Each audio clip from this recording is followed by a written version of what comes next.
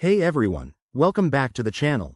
If you're into cryptocurrencies like Dogecoin, you know how important it is to move your assets securely between exchanges. Today, in 2025, we're diving into a straightforward guide on how to send Dogecoin from Uphold to Gemini.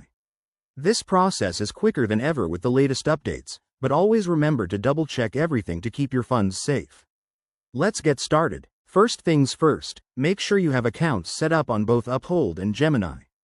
Open your Uphold app or website and log in with your credentials.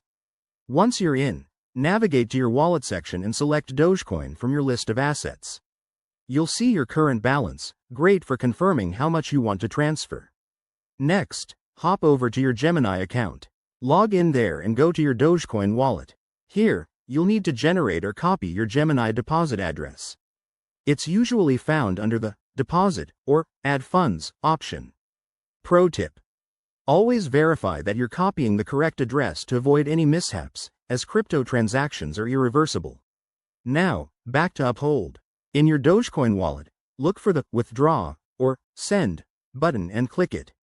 A form will pop up where you can paste the Gemini address you just copied. Enter the amount of Dogecoin you want to send. Don't forget to check for any network fees, which might be displayed.